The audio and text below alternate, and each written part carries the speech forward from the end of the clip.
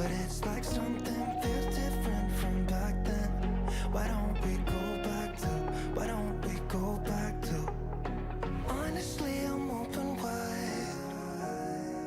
I don't feel like waking up without you by my side. I still see your silhouette. Why don't we go back to, why don't we go back to your bedroom?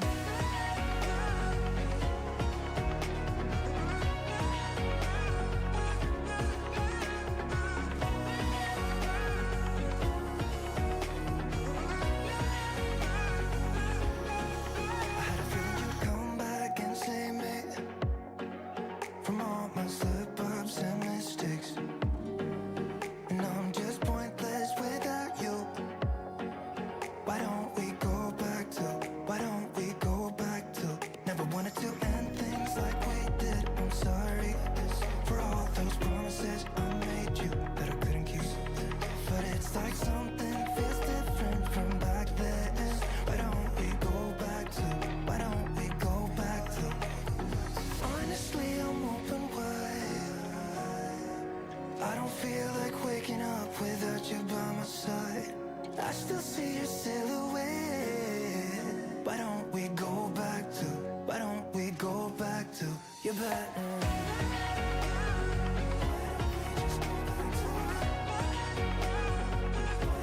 Just take me back to you. Wanna go back to you. Baby, take me back. Hello. Hello. I just wanna go back to you. Baby, take me back to you.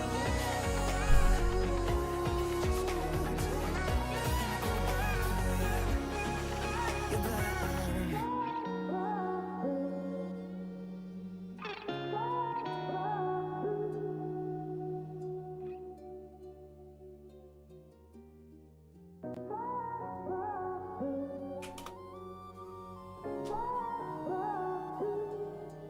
I had a feeling you'd come back and save me from all those lonely nights and heartbreaks.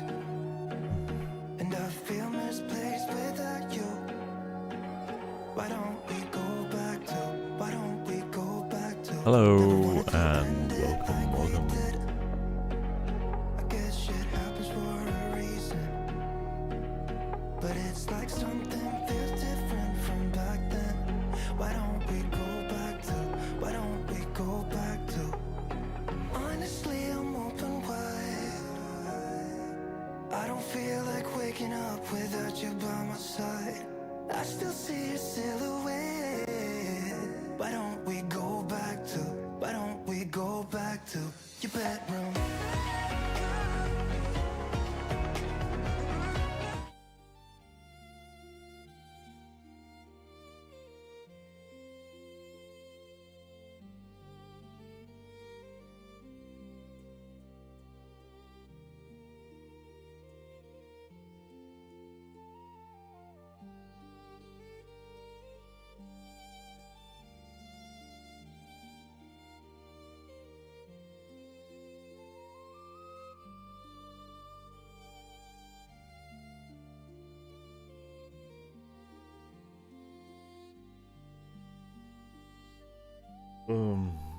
Oh my god. I'm feeling so sleepy. Ah.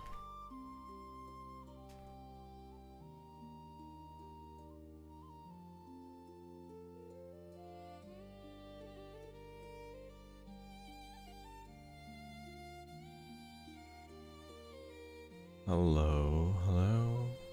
Hi, hi. Hi. Oh, hi, Nath. Hello, welcome. How's your day? I hope the music isn't too loud. Aina, hello. Hello indeed. Rose, thank you so much for the heart me. Welcome everyone and have an amazing evening. I'm the dragon guy. Okay. I'm feeling a little bit sleepy. You got sick, Nath? Oh dear, that's not good. That's not good at all. Well, make sure to take better care of yourself and speedy recoveries definitely. Nixo, thank you so much for the finger heart. Yes, Tutu have a blanket. Yeah, so apparently the dragon here has been given a community name of Tutu for Toothless. Yeah, he's cold today. Anyway, I hope all of you are feeling good, and it's a pretty rainy evening where I'm at, so I hope everyone has had their meal and that they are settling in comfy before I start my story. Yes, he indeed. Okay, Juju likes fish, he likes chicken, but the thing that he favors the most is your lunch. So be careful of whatever you eat. Okay, anyway, today I have promised to all long-time supporters that I'll finally continue the story I normally do every other Thursday. Hi Ray, thank you so much for the follow. So because of that, I am going to actually continue with my story today, because otherwise it's unfortunate that this story will never ever see the end. So let's get started. I'll give it a little bit more time before just kind of let everyone sink and sip in, get comfortable. Yeah, alright, sounds good. Alright, so for those of you who don't know, the story that I've always read is, yeah, let the sink in. You see, the sink is actually right outside my house. It's actually in front of the door. Do you want to let the sink in? You can stay for long. I hope you have fun streaming. Thank you so much, Nath. All good, all good. You'll be able to, well, if you ever want to listen to it, you will be able to find it on YouTube. And I have the prior episodes there as well. So the story is Only a Girl's Love, written by Charles Gavis, I believe. It's a very, very old story and very many chapters indeed. So what I'll normally do with this story is that I will narrate the story, and if there's dialogue, I sometimes try to do a little bit of voice acting in between. But of course, that kind of depends. If it is for a female role, I will not break character to have some high-pitched voice. So then I'll just read it as best I can, you know, that kind of thing. Hi Roxanne, and I noticed you from yesterday. Welcome again. Yeah, so that's what we'll do, and we will be continuing with 16. You'll be able to see the prior chapters on my YouTube channel. If you use fancy words, then I'm out. Well, I guess it depends what you mean by fancy. Like those very over-the-top scientific Englishman words, then no, I'll try to paraphrase that as much as possible for you lot. Ooh, okay, so the freaking long words, yes, I get it. Well, anyhow, that being said, I'm going to do 2 chapters, and if we are feeling like something else tonight and maybe it's putting you comfortable to sleep, then maybe we'll call it a night, but let's see how that goes, okay? Okay, without further ado, I'm just gonna kickstart. So I'm gonna continue with chapter 16. Just before that, if the music's too loud or I'm speaking too fast or loud, then let me know, then I'll just shut the fuck I'll just, like, you know, adjust the volume. So yeah, without further ado, let me start. So chapter 16. Jasper Addleston was in love. It was some time before he would bring himself to admit even to himself, for he wont to pride himself on his superiority to all attacks of the tender passion. Music still needs to be a bit low. Okay, let me adjust that. Thank you. Let me attack the music a little bit. Okay, how about now? Hope it's low. Hello, Snow. Hi, hi. Welcome indeed. Okay, where was I? Often and often he had amused himself and his chosen companions by ridiculing the conditions of those weak mortals who allowed themselves to be carried away by what he termed a weak and contemptible affection for the other gender. Marriage, he used to say, was an entirely matter of business. A man didn't marry until he was obliged, and then only did so to better himself. As to love, that kind of thing, well, it was an exploded idea. Hi Gaida. Hello everyone, just tuned in. Yeah. Let me continue. It was an exploded idea, a myth which had died out at any rate. Too absurd a thing altogether for a man possessed of common sense.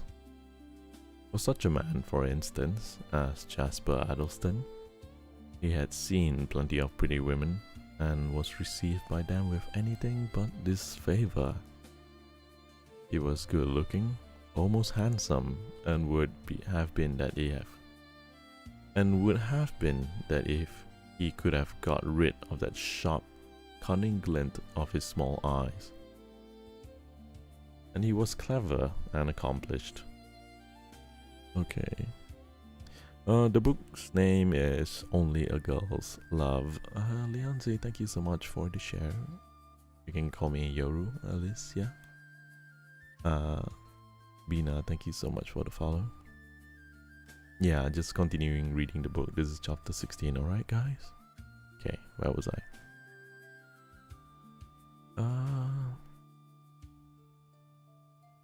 He was just a man.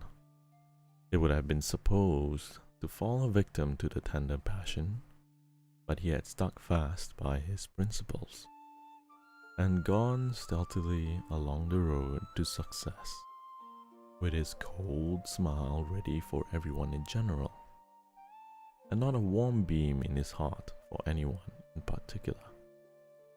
And now, yes, he was in love. In love as deeply, unreasoningly as impulsive as the veriest schoolboy. This was very annoying. It would have been very annoying if the object of his passion had been an heiress or a lady of title, whom he had in his inmost mind determined to marry. If he married at all. Hello? Welcome, welcome. For all, he would have preferred to have attained to his ambition without any awkward and inconvenient love-making. But the girl who had inspired him with this sudden and unreasoning passion was, much to his disgust, neither an heiress nor an offshoot of nobility. She was a mere nobody, the niece of an obscure painter. She was not even in society. No, there was no good to be got by marrying her. None whatsoever. She could not help him a single step on his ambitious path through life. On the first evening of his meeting with Stella, when the beauty, and more than her beauty, the nameless charm of her bright, pure freshness overwhelmed and startled him, he took himself to task very seriously. Jasper, he said, you won't go and make a fool of yourself, I hope. She is entirely out of your line. She's only a pretty girl. You've seen a score, 100 as pretty, or prettier, and she's a mere nobody. Oh no, you won't make a fool of yourself now. You'll go back to the town tomorrow morning. But he did not go back to town. Instead, he went to the conservatory at Rectory. and made up a bouquet and took it to the cottage, and sank deeper still into the mire of foolishness, as he would have called it. But even then it was not too late. He might have escaped even then, by the dint of calling up his selfish nature and thinking of all his ambitions. But Stella unfortunately rose. What was more powerful in him than his sudden love? His self-conceit. She actually dared to defend Lord Leicester Windward. Thank you, Gaida. That was almost the finishing stroke, unwittingly dealt by Stella, and he went away, inwardly raging with incipient jealousy. But the last straw was yet to come, that should break the back of all his prudent resolves, and that was the meeting with Stella at Lord Leicester in the river woods, and Lord Leicester's attack. That very moment, that moment when he lay on the ground looking up at the dark, handsome, angry and somewhat scornful face of the young peer, Jasper Addlestone registered a vow. He vowed that, come what would, by fair means or foul, he would have Stella. He vowed that he would snatch her from his haughty and fiery young lord, who had dared to hurl him, Jasper, to the dust and insult him.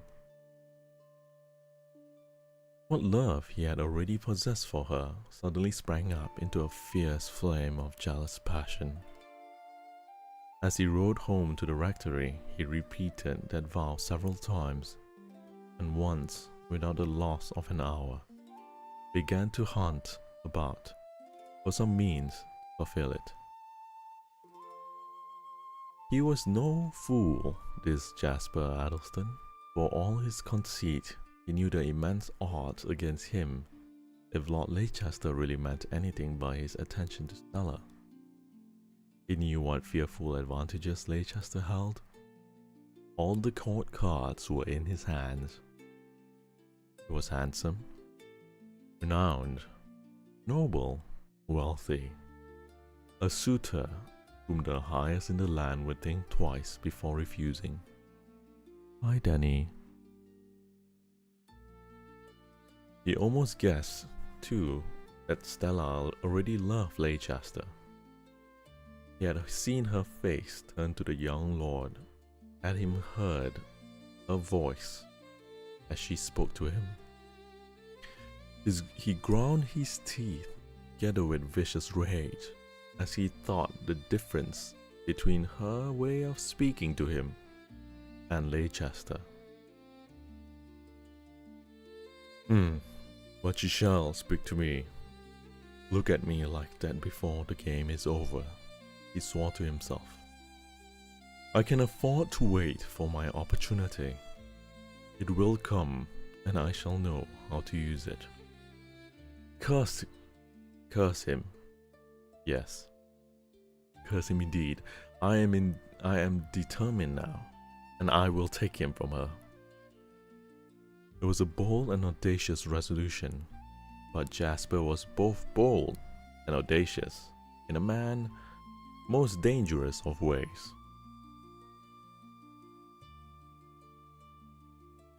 Calculating, cunning, and unscrupulous man.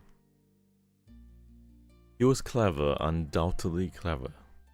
He had been very successful and had made that success by his unaided efforts. Already, young as he was beginning to be talked about. When people were in any great difficulty in his branch of the law, they went to him, sure of finding him cool, ready, capable. His chambers in the inn held a little museum of secrets. Secrets about a person of rank and standing, who was supposed to be quite free from such inconvenient things such as skeletons in cupboards. People came to him when they were in any social fix, and they owed more money than they could pay. When they wanted a divorce, or were anxious to hush up some secret, whose threatened disclosure involves shame and disgrace, and Jasper Addleston was always ready with sound advice, and better still, some subtle scheme or plan.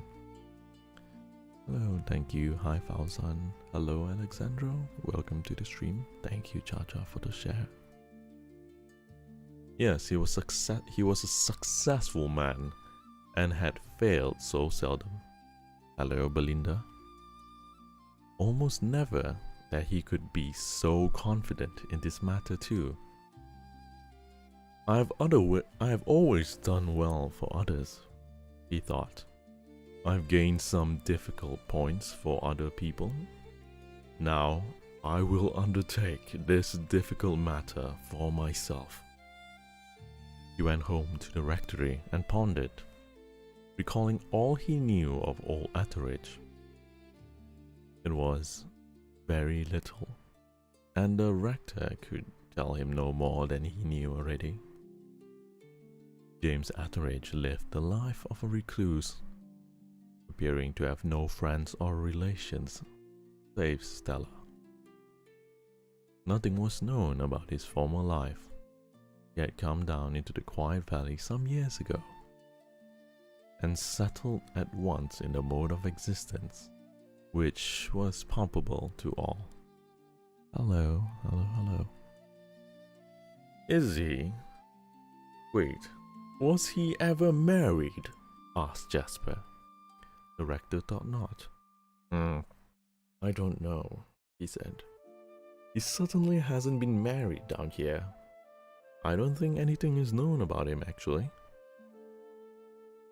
And with this, Jasper had to be content. All the next day, after his meeting with Stella and Leicester, he strolled about the meadows hoping to see her, but failed. He knew he ought to be in London, but he could not tear himself away. His arm felt a little stiff, and though there was nothing else the matter with it, he bound it up and hung it in a sling, explaining to the rector that he had fallen from his horse.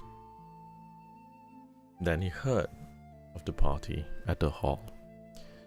Grinding his teeth with envy and malice, he stole into the lane and watched Stella start. In his eyes, she looked doubly beautiful, since he had sworn to have her. And he wandered about the lane and meadows, thinking of her. Thinking, and then thinking too of Lord Leicester all the evening, waiting for her to return to get one look at her. Fortune favored him with more than a look, for while he was waiting, the boy from the post office came down the lane, and Jasper, with very little difficulty, persuaded him to give up the telegram to his keeping. I'm sorry to say that Jasper was very much tempted to open that telegram, and if he had resisted the temptation, it was not in consequence of any pangs of conscience, but because he thought that it would scarcely be worthwhile.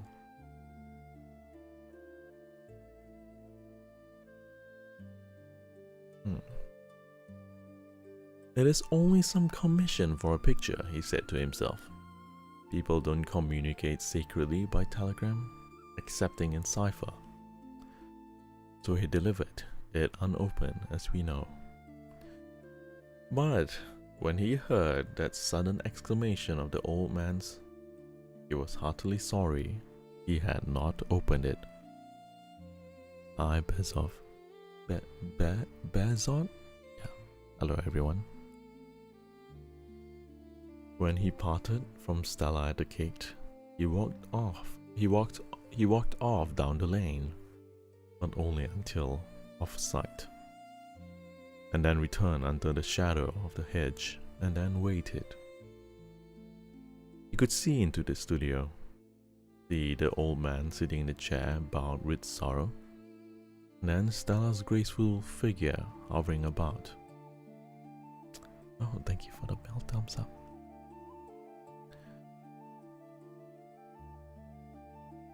There was something worth knowing in that telegram, he muttered. I was a fool not to make myself acquainted with it. What will he do now? Hi Fonny, thank you for the likes.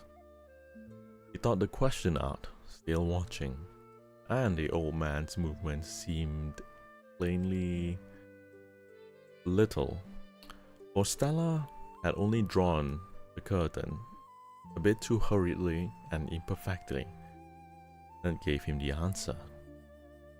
He's going up to town, he muttered. He knew there was an early market train and felt sure that the old man was going by it. Hastily glancing at his watch, he set his hat firmly on his head, dipped his arm out of the sling, and ran towards the rectory. Yes, Funny, that's correct. Thank you so much for the coffee. I'll be sure to drink it later. Thank you, my love. Hastily glancing at his watch, he set his hat firmly on his head. Entering by a side door, he went to his room, took a bag containing some papers, and secured his coat and umbrella, leaving a note on the breakfast table to the effect he was suddenly obliged to go to town, and then made for the station. As he did not wish to be seen, he kept in the shadow and waited, and was rewarded with a few minutes by the appearance of Mr. Atteridge. There was no one on the station beside themselves, and Jasper had no difficulty in keeping out of the old man's way. A sleepy porter sauntered up and down, yawning and swinging his lantern, and Jasper decided that he wouldn't trouble him by taking a ticket. The train came up. Mr. Atteridge got into first-class carriage, and Jasper, waiting until the last moment, sprang into one of the further end of the train. Never mind the ticket, he said to the porter. I'll pay the other end. The train was an express from windward, and Jasper, who knew how to take care of himself, and then pulled the curtains closed, drew a travelling cap from his bag, and curling himself up to sleep.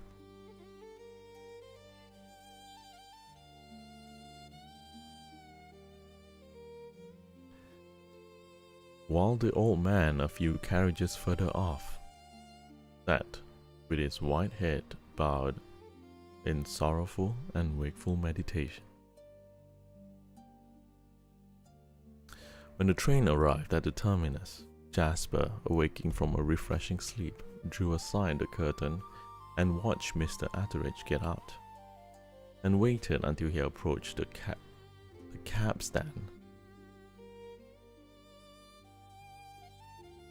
But crawled away out of sight, and climbed up the staircase which served as the approach to many doors which lined the narrow green passages.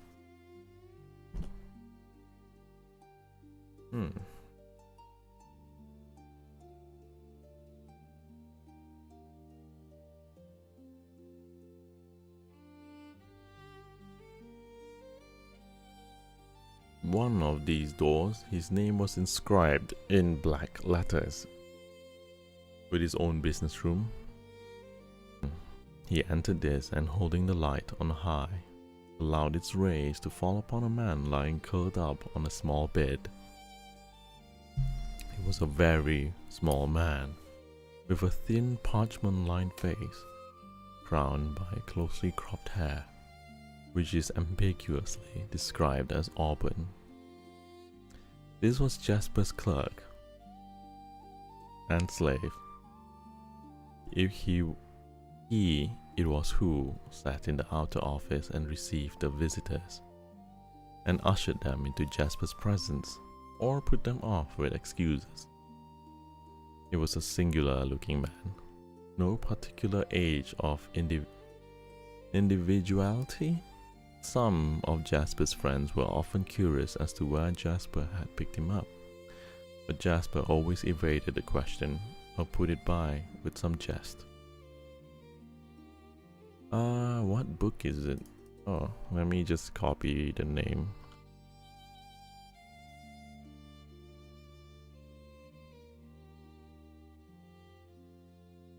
Anyway, how's everyone doing? Okay. Oh no, I may have misplaced where I was last reading. Give me a second. Alright. Hi Mashi, thank you for the follow. That he was devoted and never tiring servant was palpable to all. In Jasper's presence, he seemed to only live, only to obey his will and anticipate his wishes. Now, at the first touch of Jasper's hand, the man started and sat bolt upright, screening his eyes from the light and staring at Jasper expectantly. "Awake, Scribble?" asked Jasper. "Yes, sir, quite," was the reply, and indeed he looked as if he had been on the alert for hours past. "That's right. I want you here right now. Get up and dress and come into the next room. I'll leave the candle." You needn't, sir," the reply. "I can see." Jasper nodded. "I believe you can, like a cat," he said, and carried the card with him. In a few minutes, the door opened and Scribble entered. He looked woefully thin and emaciated, was dressed in old but still respectable suit of black, and might have been taken for an old man but for the sharp alert look in his grey eyes, and sandy hair which showed no signs of the grey. Jasper was sitting before his dressing table, opening his letters, which he had carried in from the other room. "Hey, Ophelia, thank you so much for the follow." "Oh, here you are," he said. "I want you to go out." Scribble nodded. "Do you know King's Hotel, Covent Garden?" asked Jasper. "King's? Yes, sir." "Well, I want you to go down there." He paused, but he might have known the man would not express any surprise. "I want you to go down there and keep a lookout for me. A gentleman has driven there, an old man, rather bent, with long white hair. Understood?" "Yes," was the quiet reply. "You'll probably go out first thing, quite early. I want to know where he goes." "Only the first place he goes to, sir," was the question. Jasper hesitated. "Suppose you will keep an eye on him, generally till, say, 1 o'clock, and come back to me. I want to know his movements. You understand, Scribble?" "I understand, sir," was the answer. "Any name?" Jasper hesitated a moment, and a faint color came into his face. Somehow he was conscious of a strange reluctance to mention the name. Her name, but he overcome it. "Yes." "Etheridge," he said, quietly. "But that doesn't matter. Don't make any inquiries at the hotel or elsewhere, if you can keep it." "Very good, sir," said the man, and noiselessly he turned and left the room. Little did Stella, dreaming in a cottage by the sweet-smelling meadows and murmuring river, think that the first woof of the web which Jasper Addleston was spinning for her was commenced that night in the grim chambers of Lincoln's Inn. As little as Lady Winwood guessed, as she lay awake, vainly striving to find some means of averting the consequences of her son's infatuation for the painter's niece, that a keener and less scrupulous mind had already set to work in the same direction. Okay. Whoops. So sorry guys. So sorry about that. That is chapter 16. How's everyone feeling? Ooh, everyone okay with the read? You enjoying your time? And hello to those who just came in.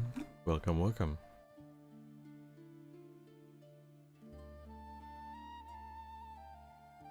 Hello. Hi Ying. Thank you so much for the follow. Hello Zati. Hi Danny, your roller skates went crazy. Why? Did you put some jet boots or something? Well, I hope your day is going splendid. And to those who just came in, welcome, welcome. Okay. Now I shall proceed with chapter 17. So, what's wrong with Lulu? Oh, he's just cold. He's just being a spoiled little... Sorry, he's just being a little... cat. Maybe feeling a little cold. Don't worry too much. He's okay. Just wants to, you know, be cozy. Okay. Don't worry about it, Danny. Where was I? Chapter 16. Jasper undressed and went to bed, and slept as soundly as men of his peculiar caliber do.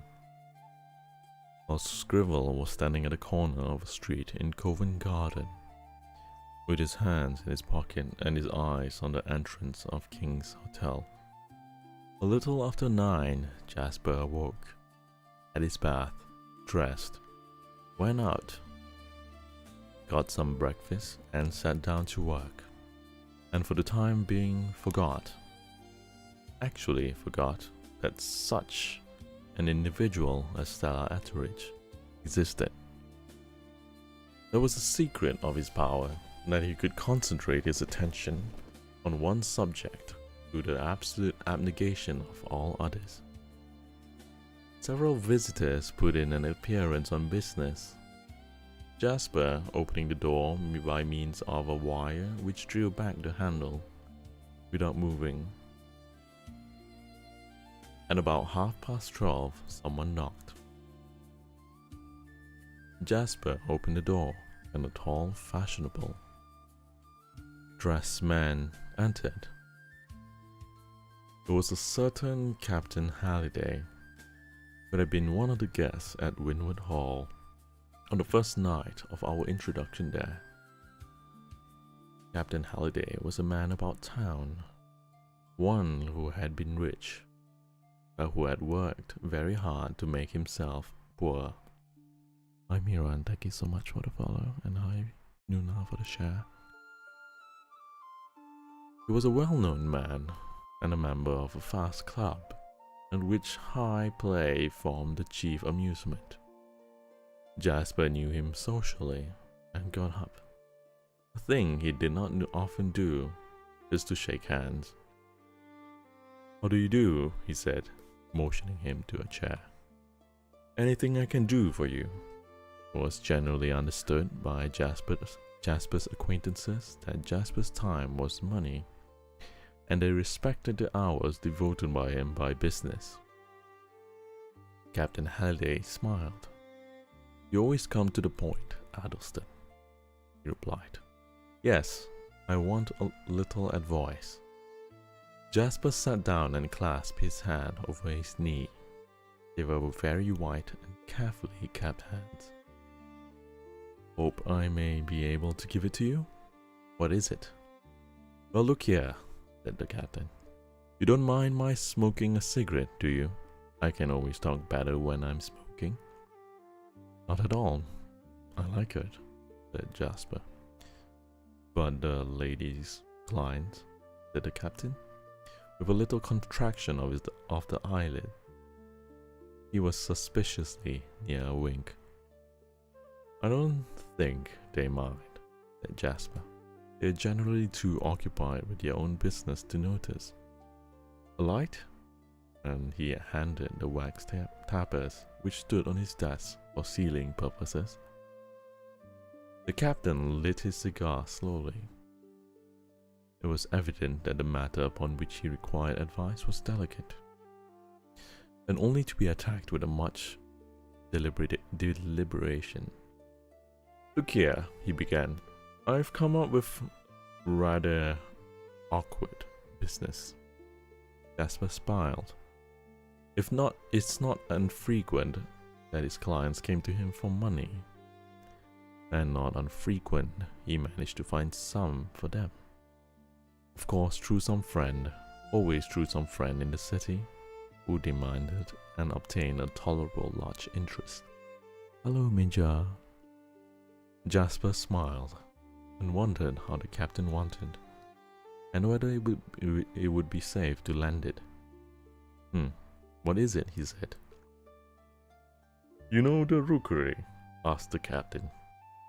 Jasper nodded. "I was there the other night." "I was there every night, I'm afraid," he added. "But I am referring to the night before last." "Yes," said Jasper, intending to help him. "And luck went against you, and you lost a pile."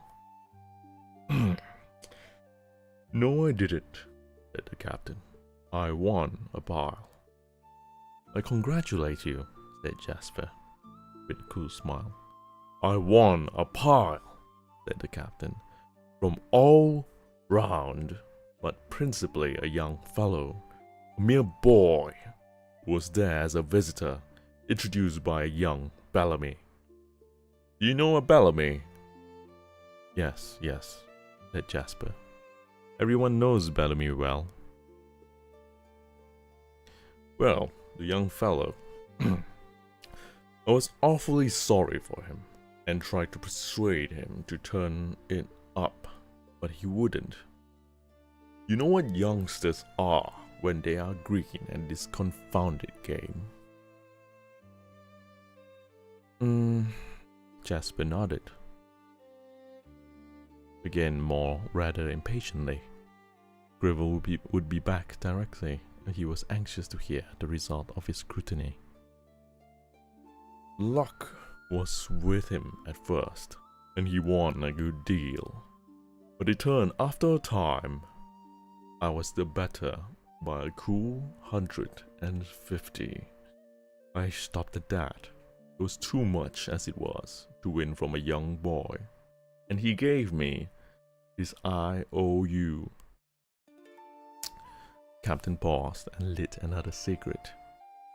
"Next morning, being rather pressed, did I tell you I went home with Gooch and one of the two others and lost the lot?" He broke off simply. Jasper smiled.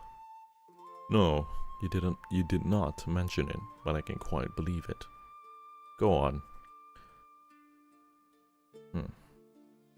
"Next morning, being pressed, I wanted to pay my IOUs. I looked him up and collect his. And he put you off, and you want me to help you," said Jasper, smiling behind his white hand. "Not exactly. No, I don't. I'd wish you hear me out first," said the captain. The background really took me to the atmosphere of ancient times. That's nice, Micha. I'm glad. "I beg your pardon," said Jasper. "I thought I should help you, bring you to the point. But there, tell it your way." "Hi, Olive. Thanks, Ashikin, for the follow." "He didn't refuse. He gave me a bill. Said he was sorry and couldn't manage the cash, but expecting me to call, which you naturally declined to accept from a perfect stranger," said Jasper. "Which I did nothing of the sort," said the captain. "It was backed by Bellamy, and that was good enough for me. Bellamy's name written across the back. make himself responsible for the money if the young fellow didn't pay. Hi, Ponyo. I understand what a bill is, said Jasper with a smile. Of course, assented the captain. Bellamy's name, mind, which was good enough for me. And for most people. Well, I meant to get some fellow to discount this. Get some money for it, you know. But happening to meet Bellamy at the club, it occurred to me that he might not like the bill hawked about. So I asked if he'd take it up. See? Quite. Whether he'd give you money for it though, the £150 I see. Well, I put it rather delicately. There was a lot of fellows about, and he didn't seem to understand me. What bill do you mean, old man? He said. I took an oath not to fly any more paper a year ago, and I've kept it, by George. Jasper leaned forward. The keen, hard look which comes into the eyes of a hound that suddenly scents game came into his. But this time he did not speak. As was usual with him when interested, he remained silent. Well, I flatter myself if I played a cool hand, said the captain, complacently flicking the ash from his cigarette. I knew the bill was fake. Forgery, said Jasper coldly. The captain nodded gravely. A forgery, but I feel for the young poor beggar and didn't want to be so hard on him.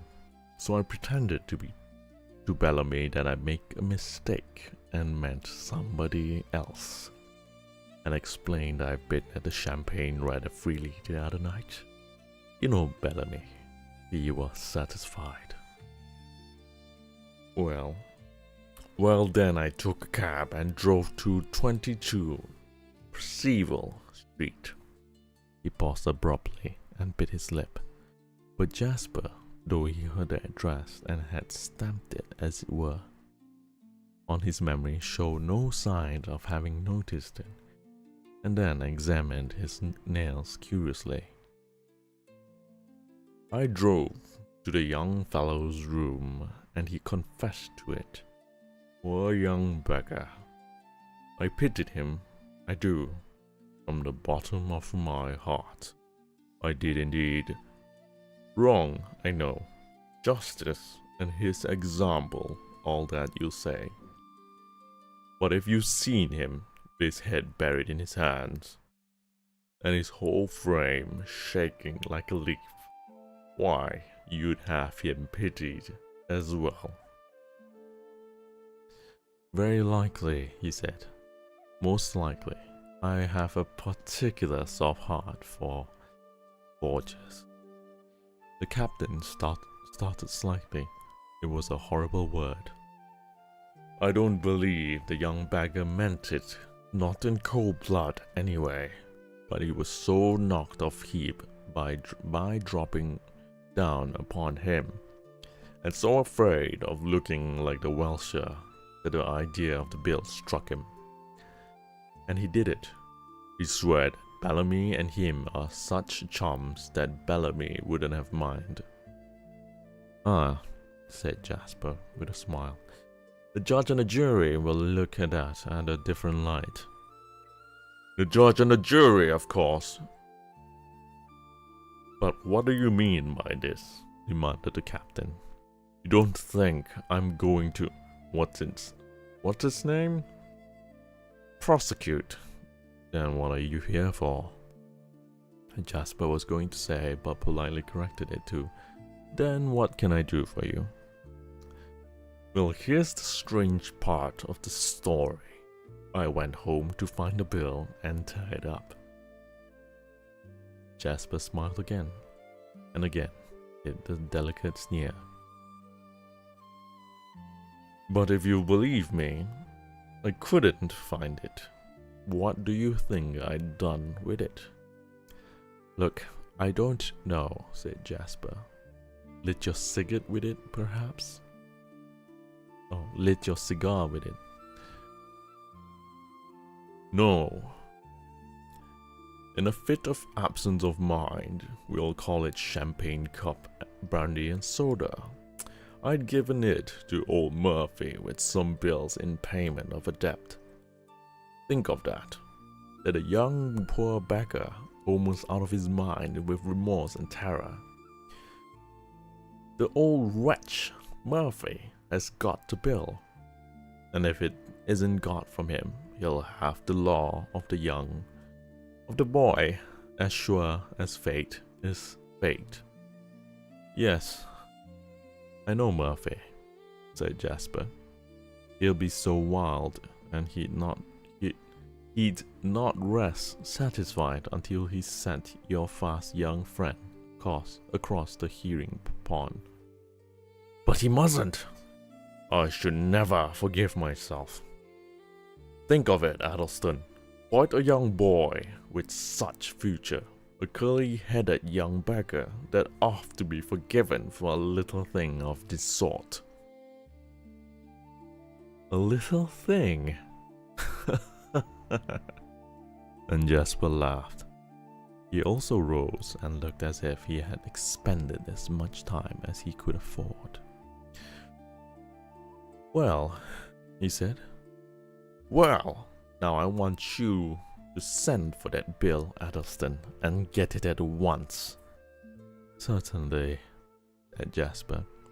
I may be permitted to mention that you are doing a rather, well, injudicious thing. You're losing £150 to save your gentleman from, well, departing from that bond to which he will certainly later wend. He will get transported sooner or later. A youngster who begins like this always goes on. Why lose £150? But there, he added, seeing a look of quiet determination on the captain's honest, if simple face. That is of your business. Mine is to give advice, and I've done it. If you'll write a check for the amount, I'll send my clerk over to Murphy's. He's out at present, but he'll be back. Looking at the clock, before you have written the check. And he handed the captain a pen and motioned him politely to the desk. But the captain changed color and laughed with some embarrassment. Look here, he said. Look here, Addleston. It isn't quite convenient to write a check. Confound it. You talk as if I had the old balance and my bankers. I can't do it. I ask you to lend me the money, see? Jasper gave a start of surprise, though he felt none. He knew what had been coming. I'm very sorry, my dear fellow, he said, but I'm afraid I can't do that. I am very short this morning, and I have some heavy matters to meet. I've been buying some shares for a client, and I'm quite cleared out for the present. But, pleaded the captain, earnestly, more earnestly than he had ever pleaded for a loan on his bank account. But think of the youngster, Addleston. Then Jasper smiled. A hard, cold smile. Excuse me, Halliday, he said, thrusting his hand in his pocket, but I have been thinking of him, and I can't see my way to doing this for a young scoundrel. He's no scoundrel, said the captain with a flush. I didn't. Thank you for the likes, and thank you, Sleepy, for the share. A young forger then, if you prefer, my dear fellow, said Jasper with a cold laugh. Who ought to be punished, if anyone deserves punishment. Why, it is compounding a felony, he added, virtuously. Oh, come now, said the captain with a troubled smile.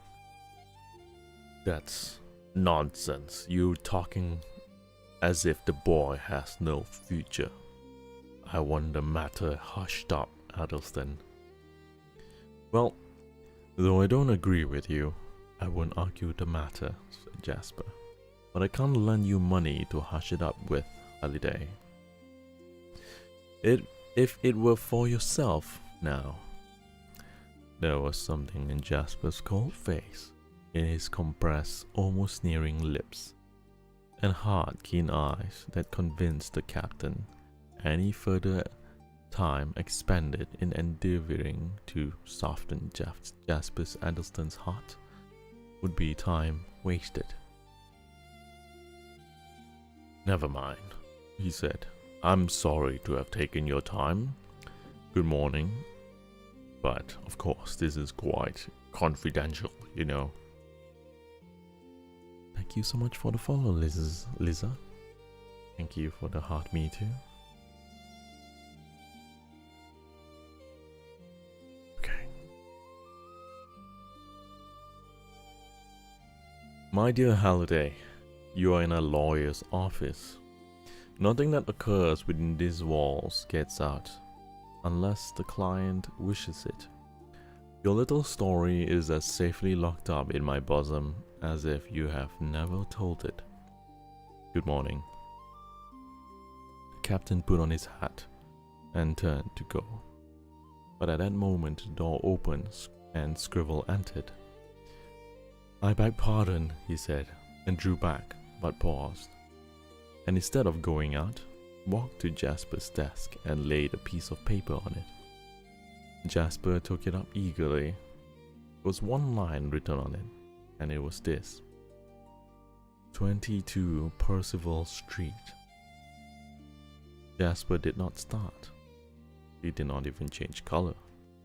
But his lips tightened, and a gleam of eagerness shot from his eyes. With the paper in his hand, he looked up carelessly. All right, Scribble. Oh, by the way, just run after Captain Halliday and tell him I like another word with him. Scribble disappeared, and in another minute, the captain reappeared. What is it? With his hand on the door. Jasper went and closed the door, and he laughed in his quiet, noiseless way. I'm afraid you'll think of me as a soft kind of lawyer, Halliday, but this story of yours has touched me. Indeed it has. Bye, Yuki, thank you for the share. The captain nodded and dropped into the chair.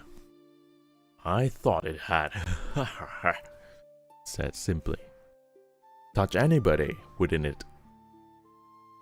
Yes. It's very wrong, you know. Altogether out of line, but I suppose you've set your heart on hushing it up, eh? I have, indeed, said the captain eagerly. And if you knew all that, you'd say the same. Haven't you told me all? Said Jasper quietly. I don't mean the boy's name. You can keep that if you like. No, of course. I don't mean to conceal anything. If you'll help me, said the captain ingeniously. Of course, if you had decided not to, I should have kept dark about his name. Of course. Well, perhaps tell me all, hadn't you? I think I had, assented the captain. Well, the youngster's name is Etheridge. Ether, how do you spell it? The captain spelt it. Not a common name, but he's anything but a common boy. He's a handsome youngster, and I guess I can't help pitying him. Well then, it is this way. He seems to be the son of an old man, a painter or writer, who lives far away in the country and who can't bear this boy near him. Why? Because he's like his mother. And she ran away with another man and left a boy behind.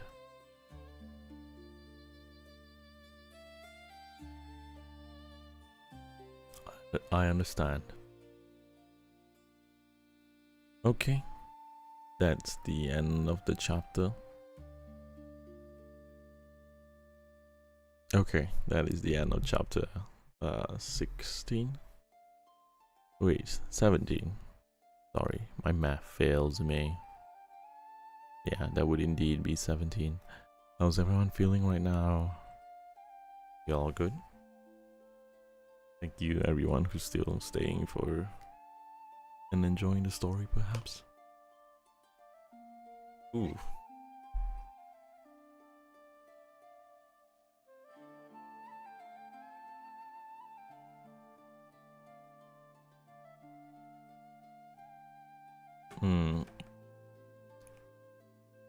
Well, it seems that Jasper has a law case that links him to Stella Atterridge, and I guess that's how the plot thickens, huh? Okay, that is going to be the 2 chapters I promised for today. How's everyone feeling? Feeling good? Feeling no good? All good? Oh, that was quite a read.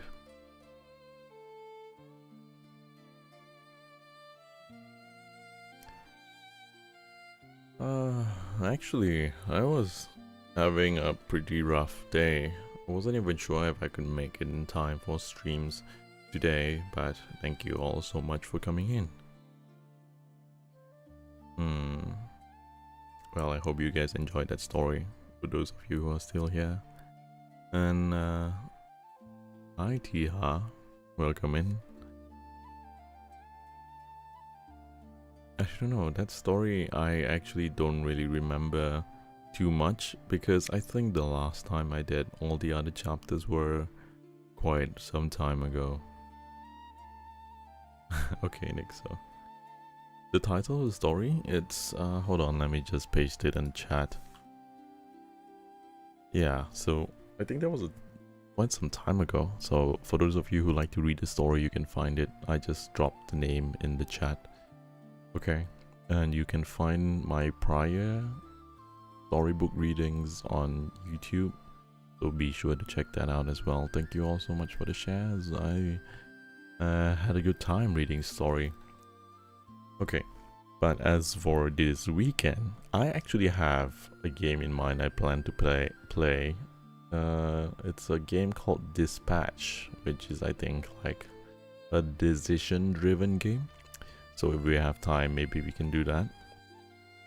Yeah. So, okay. That's going to be it for me today. I hope you guys enjoyed the story, and if you guys want to catch up on anything, then find me on YouTube or something. Yeah.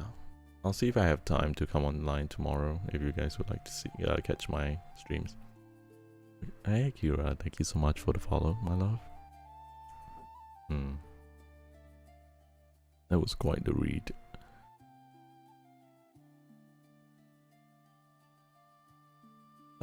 Some time ago, I previously used to do horror stories too, so I guess it depends on the day, alright? How's all my pretties doing? Are you guys holding up well? Have you had dinner? Make sure to have your meal. If you haven't ate, make sure to take care of yourself as well. Okay? Okay. Well, that is going to be Yoru signing out. I'm going to take my leave now here, guys. So be sure to take care of yourself and have a good night. And I'll see you guys really, really soon, okay? Bye-bye, and see you next time.